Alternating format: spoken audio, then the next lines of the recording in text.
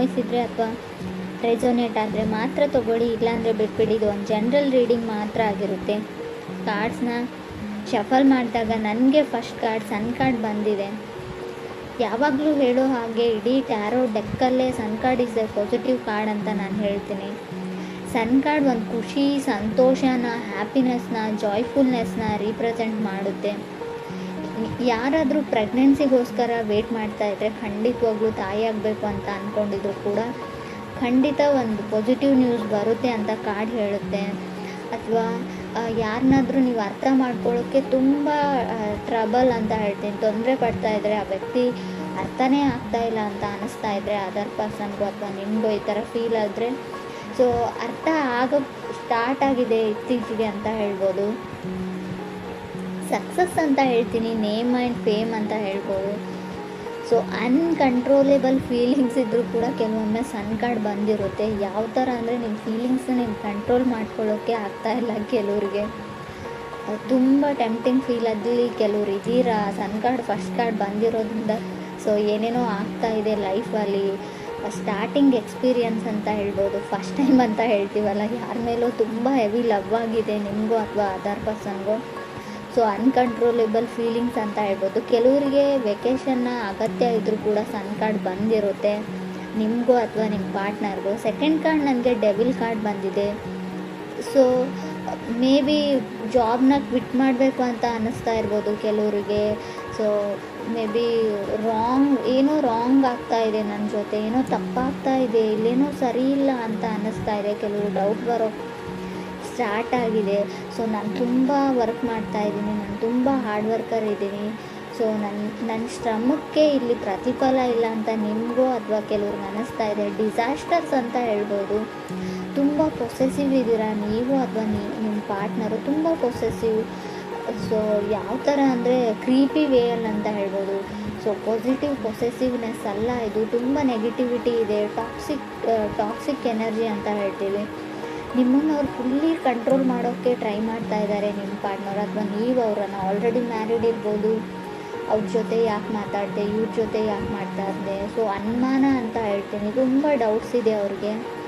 Third card ನನಗೆ magician card ಬಂದಿದೆ. May be ನೀವು ಕನೆಕ್ಟ್ ಆಗಿರೋ ವ್ಯಕ್ತಿ ವೃಶ್ಚಿಕ, ಮಿಥುನ ಅಥವಾ ಕನ್ಯಾ ರಾಶಿಯವರು ಆಗಿರ್ಬೋದು. ಬಿ ಕೇರ್ಫುಲ್ ಅಂತ ಹೇಳ್ತಾ ಇದೆ. ಎಸ್ಪೆಷಲಿ ನೀವು ಸೊ ನಾನು ಮಾತನ್ನು ರಾಂಗಾಗಿ ತೊಗೊಳ್ಬೇಡಿ. ಮೇ ಬಿ ಮಿಥುನ್ ರಾಶಿಯವ್ರ ಜೊತೆ ಕನೆಕ್ಟ್ ಆಗಿದ್ರೆ ಸ್ವಲ್ಪ ಕೇರ್ಫುಲ್ ಆಗಿರಿ ಅಂತ ಹೇಳುತ್ತೆ. ಎಲ್ರಿಗೂ ಅನ್ವಯಿಸಲ್ಲ ಫ್ರೆಂಡ್ಸ್, ಮತ್ತೆ ಹೇಳ್ತಾ ಇದ್ದೀನಿ, ಕೆಲವ್ರಿಗೆ ಮಾತ್ರ. ಕೆಲವರು ಡ್ರೀಮ್ ಅಂತ ಪಡ್ತಾಯಿದ್ರೆ ನಿಮ್ಮ ಲೈಫಲ್ಲಿ ಈ ವ್ಯಕ್ತಿನೇ ಬರಬೇಕು, ತುಂಬ ಕನಸುಗಳನ್ನ ಕಂಡುಕೊಂಡಿದ್ರೆ ಮೇ ಬಿ ಅವ್ರು ಸಿಂಹ ರಾಶಿ ಅಥವಾ ಮಕರ ರಾಶಿಯವ್ರ ಬಗ್ಗೆ ನೀವು ಕಟ್ಕೊಂಡಿರ್ಬೋದು ಅಂತ ಕಾರ್ಡ್ ಹೇಳುತ್ತೆ. ಫೋರ್ತ್ ಕಾರ್ಡ್ ನನಗೆ ನೈಟ್ ಆಫ್ ಪೆಂಟಿಕಲ್ಸ್ ಬಂದಿದೆ. ಮೇ ಬಿ ಮಕರ ರಾಶಿಯವ್ರ ಜೊತೆ ನೀವು ಕನೆಕ್ಟ್ ಆಗಿದ್ರೆ ತುಂಬ ಅವ್ರ ಫೀಲಿಂಗ್ಸ್ನ ಕಂಟ್ರೋಲ್ ಮಾಡ್ಕೊಳ್ತಾರೆ, ಬಟ್ ನಿಮಗೆ ಅನ್ಕಂಟ್ರೋಲೇಬಲ್ ಫೀಲಿಂಗ್ಸ್ ಇದೆ ಅಂತ ಹೇಳ್ಬೋದು ಕಾರ್ಡ್ ನೋಡಿದರೆ. ಫೋರ್ತ್ ಕಾರ್ಡ್ ನನಗೆ ನೈಟ್ ಆಫ್ ಪೆಂಟಿಕಲ್ಸ್ ಬಂದಿದೆ. ಸೊ ಕೆಲವೊಮ್ಮೆ ನೈಟ್ ಆಫ್ ಪೆಂಟಿಕಲ್ಸ್ ಮಾಡೋದನ್ನು ಎಲ್ಲ ಮಾಡಿಬಿಡ್ತಾರೆ ನೀವು ಅಥವಾ ನಿಮ್ಮ ಪಾರ್ಟ್ನರು. ಸೊ ನಾನೇನೂ ಮಾಡಿಲ್ಲ ಅನ್ನೋ ರೀತಿ ಇರ್ತಾರೆ. ಸೊ ಸ್ಮೂತ್ ಕ್ರಿಮಿನಲ್ಸ್ ಅಂತ ಹೇಳ್ತೀವಿ. ಸೊ ಯಾವುದೋ ಒಂದು ತಪ್ಪು ಕೆಲಸ ಅಂತ ಹೇಳಲ್ಲ ಫ್ರೆಂಡ್. ಸೊ ಹೇಗೆ ನಿಮ್ಮನ್ನು ಪಡ್ಕೊಳ್ಬೇಕು ಅನ್ನೋದನ್ನೆಲ್ಲ ಅವ್ರು ಎಫರ್ಟ್ ಹಾಕಿ ಮಾಡಿಬಿಡ್ತಾರೆ. ಕೊನೆಗೆ ಅವ್ರ ಫೀಲಿಂಗ್ಸ್ನ ಶೇರ್ ಮಾಡ್ಕೊಳ್ಳ. ಸೊ ಬಂದು ನಿಮ್ಗೆ ಅವ್ರು ಪ್ರಪೋಸ್ ಮಾಡಲ್ಲ, ಹೇಳಲ್ಲ, ಅದನ್ನು ಮನಸ್ಸಲ್ಲೇ ಇಟ್ಕೊಂಡಿರ್ತಾರೆ. ಈ ಥರ ನೀವಿದ್ದೀರೋ ಅದರ್ ಪರ್ಸನ್ ಇದ್ದಾರೋ.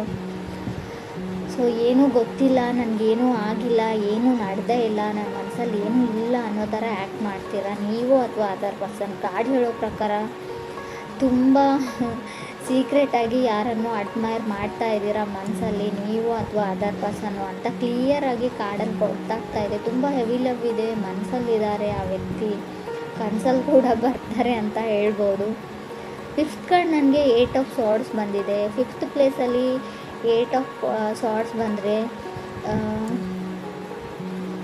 ಲಾಸ್ಟ್ ಅಂತ ಅನಿಸುತ್ತೆ. ಲಾಸ್ಟ್ ಚಾನ್ಸ್ ಯಾರು ನಿಮ್ಗೆ ಕೊಡ್ತಾ ಇದ್ದಾರೆ, ಕೆಲವ್ರಿಗೆ ಹೇಳ್ತಾ ಇದ್ದಾರೆ ಇದೇ ಲಾಸ್ಟ್ ಆ್ಯಂಡ್ ಫೈನಲ್. ಮತ್ತೊಮ್ಮೆ ಈ ಥರ ತಪ್ಪು ರಿಪೀಟ್ ಆದರೆ ಸೊ ನನ್ನಿಂದ ಇದನ್ನು ಎಕ್ಸೆಪ್ಟ್ ಮಾಡೋಂಗಿಲ್ಲ ನೀನು, ನಾನು ಮತ್ತೆ ನಿನ್ನನ್ನು ಎಕ್ಸೆಪ್ಟ್ ಮಾಡ್ಕೊಳ್ತೀನಿ ಅಂತ. ಸೊ ಆ ಥರ ಯಾರೋ ನಿಮ್ಗೆ ಸರಿಯಾಗಿ ಆವಾಜ್ ಆಗ್ತಾ ಇದ್ದಾರೆ ಅಂತ ಕೂಡ ಹಾಕಿದ್ದಾರೆ ಆಲ್ರೆಡಿ ಅಂತ ಕೂಡ ಕಾರ್ಡ್ ಹೇಳ್ತಾ ಇದೆ. ಸಿಕ್ಸ್ತ್ ಕಾರ್ಡ್ ನನಗೆ 10 ಆಫ್ ವಾಂಡ್ಸ್ ಬಂದಿದೆ. ಕೆಲವ್ರಿಗೆ ಒನ್ ಸೈಡ್ ರಿಲೇಷನ್ಶಿಪ್ ಅಂತ ಹೇಳ್ತೀನಿ. ಸಾರಿ ಫ್ರೆಂಡ್, ಕೆಲವ್ರದ್ದು ಯಾಕೋ ಒಬ್ಬರ ಕಡೆಯಿಂದ ಇಂಟ್ರೆಸ್ಟ್ ಇಲ್ಲ, ಇನ್ನೊಬ್ಬರ ಕಡೆ ತುಂಬ ಇಂಟ್ರೆಸ್ಟ್ ಇದೆ. So no is no, yes is yes ಅಂತ ಹೇಳ್ತೀವಿ. ಸೊ ತುಂಬ ಕೆಲವ್ರಿಗೆ ಯಾವ ಥರ ಅಂದರೆ, ಒಬ್ಬರು ನೋ ಅಂತ ಹೇಳಿದರೆ ಅದನ್ನು ನೋವಾಗಿ ತೊಗೊಳ್ಳೋದಿಲ್ಲ. ಸೊ ಅವ್ರಿಗೆ ಇಷ್ಟ ಇಲ್ಲ ಅಂದರೆ ಅವ್ರ ಪಾಡಿಗೆ ಅವ್ರನ್ನ ಬಿಟ್ಬಿಡಿ, ಬ್ರೇಕಪ್ ಮಾಡ್ಕೊಳ್ಳಿ, ಮದುವೆ ಆಗಿದ್ದರೂ ಕೂಡ ಡಿವೋರ್ಸ್ ತೊಗೊಳ್ಳಿ ಅಂತ ಹೇಳ್ತೀನಿ. ಕೆಲವೊಮ್ಮೆ ತುಂಬ ಕ್ರೀಪಿ ಅಂತ ಆವಾಗಲೇ ಹೇಳಿದೆ, ತುಂಬ ಡೌಟ್ಸು ನಿಮ್ಮ ಮೇಲೆ, ಯಾವಾಗಲೂ ಅನುಮಾನ, ಯಾವಾಗಲೂ ಹರ್ಟ್ ಮಾಡ್ತಾರೆ. ಟಾಕ್ಸಿಕ್ ರಿಲೇಷನ್ಶಿಪ್ ಇದ್ದರೆ ಅದರಿಂದ ಹೊರಗಡೆ ಹೋಗಿ, ನೀವು ಅಥವಾ ಅದರ್ ಪರ್ಸನ್. 7th ಕಾರ್ಡ್ ನನಗೆ ಟೆಂಪ್ರೆನ್ಸ್ ಕಾರ್ಡ್ ಬಂದಿದೆ. ಮೇ ಬಿ ಧನುರಾಶಿಯವ್ರ ಜೊತೆ ಕೆಲವರು ಕನೆಕ್ಟ್ ಆಗಿರ್ಬೋದು. ಸೊ ಹೋಲ್ಡ್ ಆನ್ ಅಂತ ಹೇಳ್ತೀನಿ. ಅವ್ರನ್ನ ಅವ್ರ ಪಾಡಿಗೆ ಬಿಟ್ಬಿಡಿ ಅಂತ ಕಾರ್ಡ್ ಹೇಳ್ತಾ ಇದೆ, ಯಾಕೋ ಗೊತ್ತಿಲ್ಲ ನನಗೆ. ಸೊ ಬ್ಯಾಲೆನ್ಸ್ ಕಮ್ಮಿ ಇದೆ. ಸೊ ನೀವು ಖಂಡಿತ ಅನಿಸುತ್ತಾ ಬ್ರೇಕಪ್ ಆಗಿದೆ, ಆಲ್ರೆಡಿ ದೂರ ಆಗಿದ್ದೀರಾ ನೀವು, ಮತ್ತೆ ಆ ವ್ಯಕ್ತಿ ಬೇಕು ಅಂತ ನಿಮ್ಗೆ ಅನ್ನಿಸ್ತಾ ಇದೆ, ನಿಜವಾಗ್ಲೂ ನಿಮಗೆ ಮನಸ್ಸಿಂದ ಬರ್ತಾ ಇದೆಯಾ ಆ ಮಾತು ಅಂತ ಇನ್ನೊಂದು ಸರ್ತಿ ಯೋಚನೆ ಮಾಡಿ ಅಂತ ಕಾರ್ಡ್ ಹೇಳುತ್ತೆ. 8th ಕಾರ್ಡ್ ನನಗೆ ಎಂಪ್ರರ್ ಬಂದಿದೆ. 9th ಕಾರ್ಡ್ ನನಗೆ 8 ಆಫ್ ವಾಂಡ್ಸ್ ಬಂದಿದೆ. ಮೇ ಬಿ ಕೆಲವರು ಮೀನ ರಾಶಿಯವ್ರ ಜೊತೆ ಕೂಡ ಕನೆಕ್ಟ್ ಆಗಿರ್ಬೋದು. ಕಾರ್ಡ್ ಹೇಳೋ ಪ್ರಕಾರ ನಿಮ್ಮನ್ನು ಯಾರೋ ಇಗ್ನೋರ್ ಮಾಡ್ತಾ ಇದ್ದಾರೆ, ಅಥವಾ ನೀವು ಯಾರನ್ನೋ ಇಗ್ನೋರ್ ಮಾಡ್ತಾ ಇದ್ದೀರೋ. ಆಲ್ರೆಡಿ ನಾನು ಹೇಳಿದ್ದೀನಿ. ಸೊ ಯಾರಿಗಾದ್ರೂ ನೀವು ಪ್ರಪೋಸ್ ಮಾಡಿದರೆ, ಅವರು ನಿಮ್ಗೆ ಹೇಳಿದರೆ, ರಿಜೆಕ್ಟ್ ಮಾಡಿದರೆ, ನೋವು ಅಂತ ಹೇಳಿದರೆ ಅದನ್ನು ನೋವಾಗಿ ತೊಗೊಳ್ಳಿ, ಅದರಲ್ಲಿ ಏನೂ ತೊಂದರೆ ಇಲ್ಲ. ಅವ್ರ ಹಿಂದೆ ಬೀಳೋದ್ರಲ್ಲಿ ಯಾವುದೇ ಅರ್ಥ ಇಲ್ಲ. ಸೊ ನೀವು ಮಾಡ್ತಾ ಇದ್ದೀರಿ ಅಂತ ಹೇಳ್ತಾ ಇಲ್ಲ, ನಿಮಗೆ ಯಾರಾದರೂ ಈ ಥರ ಮಾಡ್ತಾ ಇರ್ಬೋದು. ಆಲ್ರೆಡಿ ನೀವು ಹೇಳಿದ್ದೀರಾ ಅದರ್ ಪರ್ಸನ್ಗೆ ನನಗೆ ಇಷ್ಟ ಇಲ್ಲ ಅಂತ. ಸೊ ಆದರೂ ಅವ್ರು ನಂಬ್ತಾ ಇಲ್ಲ, ಒಪ್ಕೊಳ್ತಾ ಇಲ್ಲ, ತುಂಬ ಇರಿಟೇಷನ್ ಅಥವಾ ಕಿರಿಕಿರಿ ಮಾಡ್ತಾ ಇದ್ದಾರೆ ಅಂತ ಅನ್ನಿಸ್ತಾ ಇದೆ ನಿಮಗೆ. ಖಂಡಿತವಾಗ್ಲೂ ಕ್ರಾಸ್ ವಾಚರ್ಸ್ ಯಾರಾದರೂ ನೋಡ್ತಾ ಇದ್ದರೆ, ಯಾರಾದರೂ ನಿಮ್ಗೆ ಹೇಳಿದರೆ, ಸೊ ನನಗೆ ಇಷ್ಟ ಇಲ್ಲ ಅಂತ ರಿಜೆಕ್ಟ್ ಮಾಡಿದರೆ ಖಂಡಿತ ಅವ್ರನ್ನ ಬಿಟ್ಬಿಡಿ. ಸೊ ಅವ್ರ ಹಿಂದೆ ಹೋಗಬೇಡಿ, ಅವ್ರನ್ನ ಫಾಲೋ ಮಾಡಬೇಡಿ. ಸೊ ತುಂಬ ಕ್ರೀಪಿ ಥಿಂಕ್ ಇದು, ಮಾಡೋದು ಒಳ್ಳೆಯದಲ್ಲ ಅಂತ ಹೇಳ್ತಾ ಇದೆ ಕಾರ್ಡು. ಮೇ ಬಿ ನೀವೇ ತೊಂದರೆಯಲ್ಲಿ, ಫ್ಯೂಚರಲ್ಲಿ ನಿಮಗೆ ತೊಂದರೆ ಆಗಬಹುದು. 10th ಕಾರ್ಡ್ ನನಗೆ 6 ಆಫ್ ಸಾರ್ಡ್ಸ್ ಬಂದಿದೆ. ಕೆಲವೊಮ್ಮೆ 6 ಆಫ್ ಸಾರ್ಡ್ಸ್ 10th ಪ್ಲೇಸಲ್ಲಿ ಬಂದರೆ ಖಂಡಿತವಾಗ್ಲೂ ನಿಮ್ಗೆ ಅನ್ಸೋಕ್ಕೆ ಸ್ಟಾರ್ಟ್ ಆಗುತ್ತೆ, ಎಲ್ಲರೂ ನನ್ನನ್ನು ಇಗ್ನೋರ್ ಮಾಡ್ತಾ ಇದ್ದಾರೆ, ಯಾರೂ ನನ್ನನ್ನು ಕೇರ್ ಮಾಡ್ತಾ ಇಲ್ಲ ಅಂತ. ನಿಮಗೋ ಅಥವಾ ಅದರ್ ಪರ್ಸನ್ಗೋ, ಅಥವಾ ಅವ್ರನ್ನ ನಾನು ಇಷ್ಟ ಆದರೂ ಕೂಡ ಇಗ್ನೋರ್ ಮಾಡೋ ರೀತಿ ಆ್ಯಕ್ಟ್ ಮಾಡ್ತಾ ಇದ್ದಾರೆ ಅಂತ ಅನ್ನಿಸ್ಬೋದು. ಬಟ್ ಆ ಥರ ಎಲ್ಲ, ನಿಜವಾಗ್ಲೂ ಅವ್ರಿಗೆ ನೀವು ಇಷ್ಟ ಇಲ್ಲ, ಅವ್ರನ್ನ ಅವ್ರ ಪಾಡಿಗೆ ಬಿಟ್ಬಿಡಿ ಅಂತ ಕಾರ್ಡ್ ಹೇಳ್ತಾ ಇದೆ. ಕೆಲವ್ರಿಗೆ ಫ್ರೆಂಡ್ಸ್, ಎಲ್ರಿಗೂ ಅಲ್ಲ. So someone is coming back ಅಂತ ಹೇಳ್ತೀನಿ. ಶೋರಾಗಿ ಹೇಳೋದಾದರೆ, ಸೊ ಯಾರು ನಿಮ್ಮ ಎಕ್ಸು ನಿಮ್ಮ ಲೈಫಲ್ಲಿ ಮತ್ತೆ ಬರೋಕ್ಕೆ ತುಂಬ ಟ್ರೈ ಮಾಡ್ತಾ ಇದ್ದಾರೆ. ಕೆಲವೊಮ್ಮೆ 2nd ಪ್ಲೇಸಲ್ಲಿ ಡೆವಿಲ್ ಕಾರ್ಡ್ ಇರೋದ್ರಿಂದ ಕೆಲವರು ರಿಲೇಷನ್ಶಿಪ್ ಹಾಳಾಗೋಗಿದೆ. ಆಲ್ರೆಡಿ ನಿಮ್ಮ ಮದುವೆ ಆಗಿರ್ಬೋದು, ಡಿವೋರ್ಸ್ ತೊಗೊಳ್ಳೋದೇ ಒಳ್ಳೆಯದು ಅಂತ ನಾನು ಹೇಳ್ತಾ ಇದ್ದೀನಿ. ಯಾಕಂದರೆ ತುಂಬ ಟಾಕ್ಸಿಕ್ ಇದೆ ನಿಮ್ಮ ರಿಲೇಷನ್ಶಿಪ್ಪಲ್ಲಿ. ತುಂಬ ಯಾವ ಥರ ಅಂದರೆ, ನಾನು ಏನು ಹೇಳ್ತೀನಿ ಅದನ್ನೇ ಕೇಳಬೇಕು, ನೀನು ಅದನ್ನೇ ಮಾಡಬೇಕು, ತುಂಬ ಕಂಟ್ರೋಲಿಂಗ್ ಎನರ್ಜಿ ಅಂತ ಹೇಳ್ತೀನಿ. ಕೆಲವೊಮ್ಮೆ ಇದು ಸರಿಯಲ್ಲ ಅಂತ ಕೂಡ ಅನಿಸುತ್ತೆ ನನಗೆ. ಸೊ ಯಾರಿಗೂ ಆದರೂ ಅವ್ರಿಗೋಸ್ಕರ ಪರ್ಸ್ನಲ್ ಫೇಸ್ ಅಂತ ಬಿಡಬೇಕು. ಸೊ ಅವ್ರ ಪಾಡಿಗೆ ಅವ್ರು ಏನು ಮಾಡ್ತಾರೋ ಮಾಡಲಿ. ಸೊ ಅವ್ರ ಲೈಫಲ್ಲಿ ಕೂಡ ತುಂಬ ಎಲ್ಲನೂ ನಾನು ಹೇಳೇ ಮಾಡಬೇಕು, ನಾನು ಯಾವ ಥರ ಹೇಳ್ತೀನಿ ಅದೇ ಥರನೇ ಇರಬೇಕು ಅನ್ನೋದು ಕಂಟ್ರೋಲಿಂಗ್ ಎನರ್ಜಿ ಇದೆ. ಡಾಮಿನೇಟಿಂಗ್ ಅಂತ ಹೇಳ್ಬೋದು. ತುಂಬ ಯಾವ ಲೆವೆಲ್ಗೆ ಅಂದರೆ ನೆಗೆಟಿವ್ ಡಾಮಿನೇಷನ್ ಇದೆ ಇಲ್ಲಿ. ಸೊ ನಿಮ್ಗೆ ಇಷ್ಟ ಇದ್ದರೆ ಆ ರಿಲೇಷನ್ಶಿಪ್ಪಲ್ಲಿ ಇರಿ.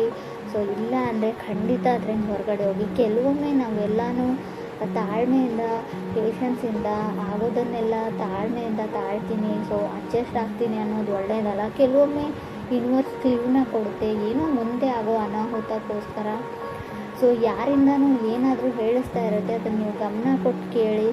ಸೊ ತುಂಬ ದೊಡ್ಡ ಮಟ್ಟದ ಹಾನಿ ಆಗೋಕ್ಕಿಂತ ಮುಂಚೆನೇ ಅಲ್ಲಿಂದ ಹೊರಗಡೆ ಹೋಗೋದು ಒಳ್ಳೆಯದು. ನಿಮ್ಗೆ ಡೌಟ್ಸ್ ಬಂದರೆ, ಏನೂ ಸರಿ ಇಲ್ಲ ಅಂತ ಅನಿಸಿದರೆ, ನಾನು ಆಗಲೇ ಹೇಳಿದೆ, ಕೆಲಸ ಮಾಡೋ ಜಾಗದಲ್ಲಿ ಕೂಡ ನಿಮ್ಗೆ ಅನ್ನಿಸ್ಬೋದು ಇದು. ಸೊ ಯೋಚನೆ ಮಾಡಿ.